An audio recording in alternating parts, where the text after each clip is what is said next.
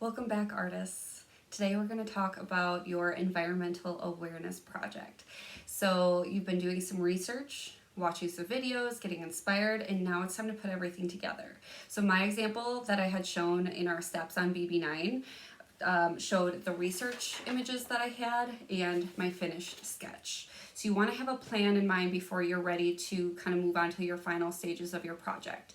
So I chose the topic of the honeybee because they play an important role in the agriculture, growing food that we eat, a lot of that makes up our daily lives that maybe we don't see every day, but it is really important. I also chose this topic because I like artwork with honeybees and honeycombs in it.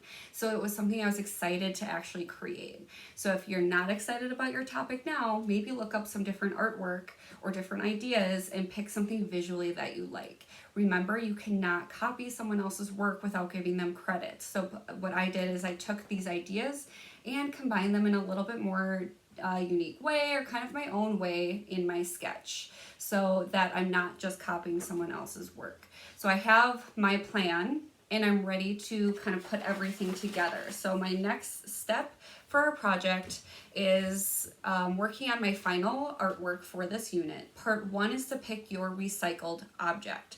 So you have a lot of different things to choose from. Trust me, you can find something at home. This might take a few days. That's why you want to stay on track with our project, because you might need to kind of wait until something is used up until you can get that recycled object. So I have a few things here that I can kind of show you the different things that I'm talking about. So for example, toilet paper roll.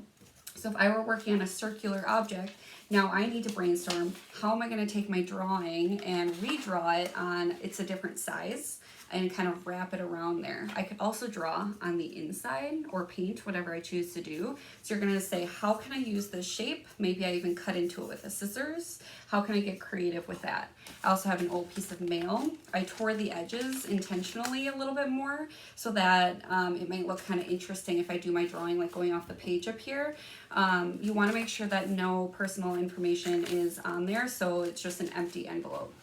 Another thing that I could use is a box or a container. So if I find something that has a cool image on it that I want to use, my artwork could actually go right over the top here. If this isn't exactly what I want my artwork to be created on, I could cut open the box and use the brown on the inside.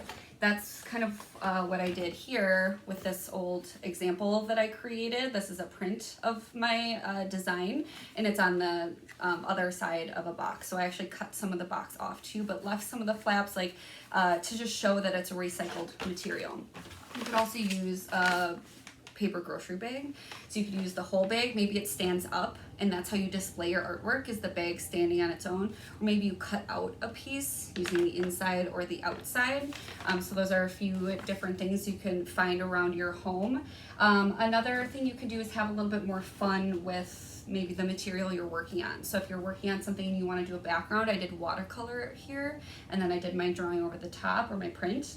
I have a lot of different plants and planters around the home, so if I'm okay with doing this and you want to check with someone at home, you can paint over the top of different materials. So I gave a lot of different visual examples of that, like your planter, or even like your phone case. So if I painted over this, that could be my recycled object. I'm using something that hasn't been, it's not something brand new. I have this old jar.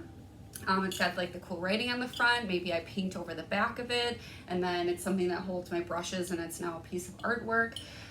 There's a lot of different ideas that I shared with you on BB9. Please make sure you're looking through those and picking an object that makes the most sense. Once you have your object picked out, then you want to think about your material. So you can either draw or paint. It doesn't matter to me as long as you're using those techniques. You can even combine those techniques, do a drawing and painting. So for example, if I wanted to do something more black and white, even though this is originally a print with printmaking ink, I could do this same idea by using Sharpie.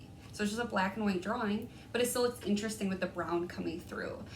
So you want to think about what material you're using and what will work best for you. And you want to then take your sketch, put your idea onto your recycled object. So maybe I sketch it back onto here and go over this with Sharpie.